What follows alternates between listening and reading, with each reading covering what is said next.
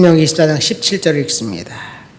너는 객이나 고아의 송사를 억울하게 하지 말며 과부의 옷을 전당 잡지 말라. 너는 애굽에서 종되었던 일과 내 하나님 여호와께서 너를 거기서 속량하신 것을 기억하라. 이러므로 내가 이 일을 행하라 명령하노라. 내가 밭에서 곡식을 벨 때 그 한 뭇을 밭에 잊어버렸거든 다시 가서 가져오지 말고 나그네와 고아와 과부를 위하여 남겨두라. 그리하면 내 하나님 여호와께서 내 손으로 하는 모든 일에 복을 내리시리라. 내가 내 감람나무를 떤 후에 그 가지를 다시 살피지 말고 그 남은 것은 객과 고아와 과부를 위하여 남겨두며 내가 내 포도원에 포도를 딴 후에 그 남은 것을 다시 따지 말고 객과 고아와 과부를 위하여 남겨두라. 너는 애굽 땅에서 종되었던 것을 기억하라. 이러므로 내가 내게 이 일을 행하라 명령하노라. 아멘. 신명기는 다시 반복하여라는 그 의미입니다. 신명기는 모세가 가나안 땅을 눈앞에 두고 4번에 걸쳐서 고별 설교를 한 것이 신명기의 핵심입니다.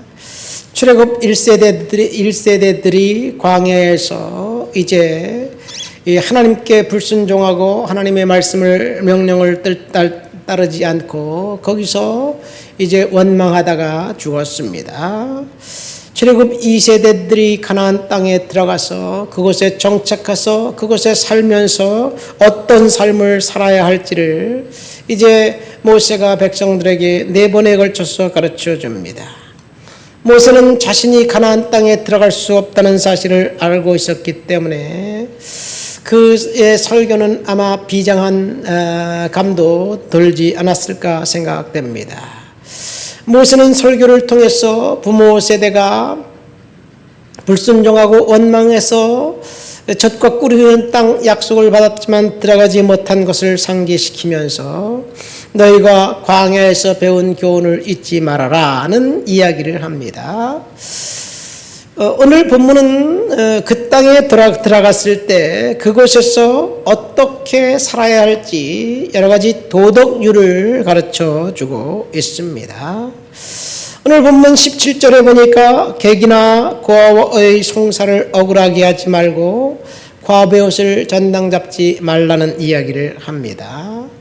그 이유가 18절에 있는데 너희들이 애굽 땅에서 종되었을 때에 너희들이 억울한 일을 당한 것을 기억하라는 이야기이지요. 그 사회적 약자들을 돕고 섬기라는 이야기를 하고 있는 거지요. 송사를 억울하게 하지 말아라는 말은 그때나 지금이나 동일한 것 같습니다. 사람들이 억울한 일을 당하면 그 소를 제기해서 판결을 받아서 억울한 일을 해결하고 싶은데 사실 억울한 일을 당한 사람들을 그 힘을 가진 자가 오히려 더 억울한 일을 당한 것을 해결하지 못하게 만드는 것이 오늘날 이 시대의 문제가 아닌가 생각됩니다. 그 문제는 오늘날만의 문제가 아니라 이 동서고금으로부터 옛날부터 지금까지 쭉 내려온 사회적 문제가 아닌가 생각됩니다. 계속된 문제입니다.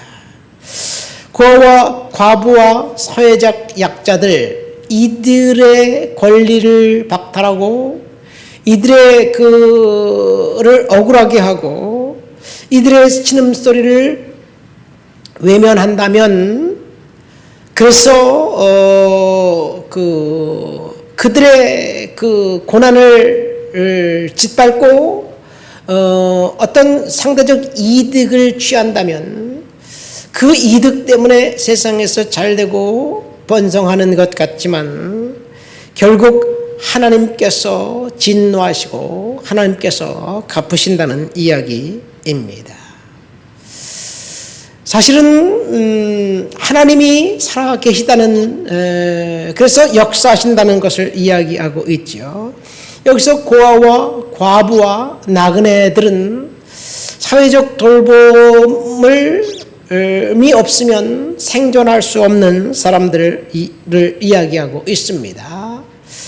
당시 이스라엘 사회는 가족 단위로 이제 작동하고 있었기 때문에 이 가족 구성원이 특별히 남성 가장이 없으면 살 수 없는 그런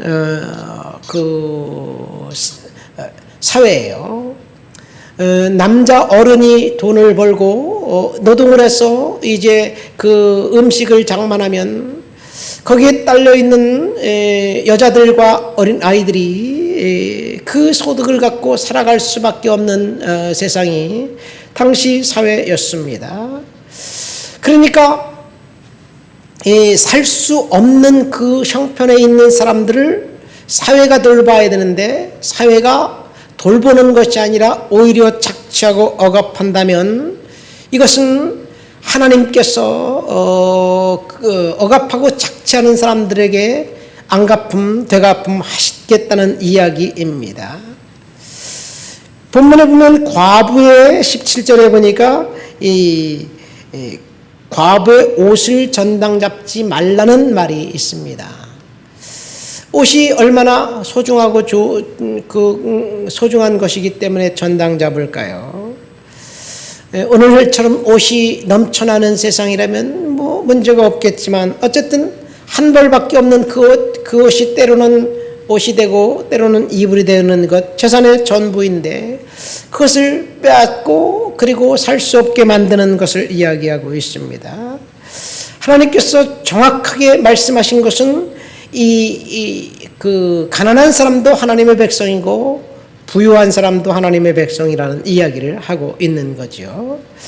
두 번째 우리가 본문을 통해서 생각해 볼 것은 19절 밭에서 곡식을 벨 때 한 모퉁이를 남겨두라는 이야기입니다.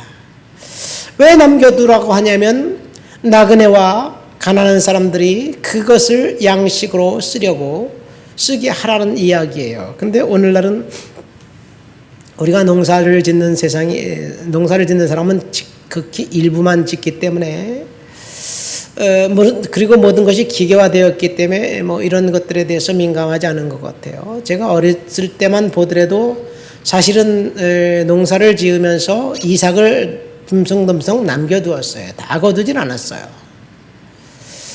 그리고 과일을 딸 때도 그 까치밥이라고 해서 과일 몇 개를 남겨두었어요. 이 처음 난 과일은 먹질 않았어요. 다른 사람들을 위해서 사용을 했습니다. 어쩌면 우리 이 나라도 성경적인 전통을 갖고 그렇게 살아갔던 세상이 아닌가 생각됩니다. 중요한 것은 이런 행동을 어디 가서 하느냐? 가나안 땅에 들어가서 정착해 살 때 하라는 이야기이지요.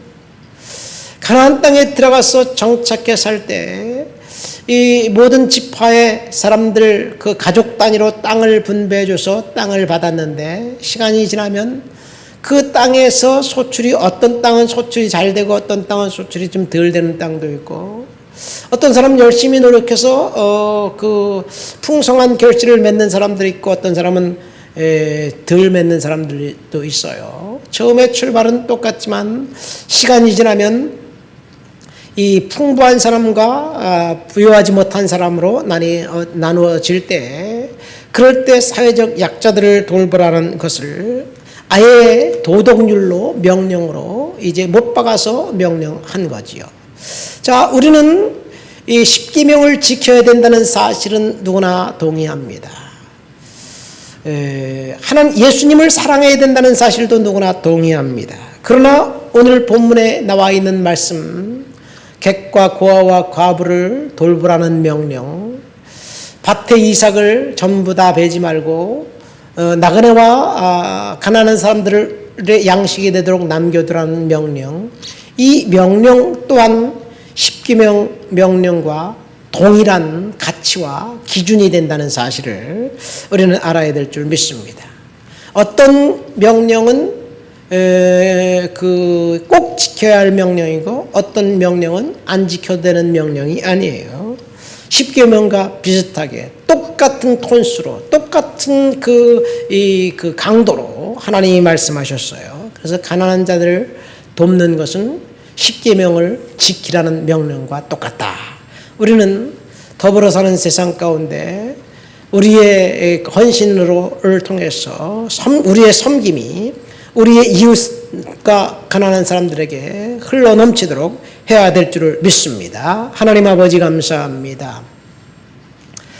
이스라엘 백성들에게 가나안 땅에 정착했을 때 도덕률에 대해서 생각해 보았습니다. 하나님, 우리가 이 땅을 살면서 가난한 사람들, 소외된 사람들, 사회적 약자들을 돌보고 섬기는 그런 일을 할 수 있도록 우리를 축복하여 주시옵소서. 예수님의 이름으로 기도합니다. 아멘.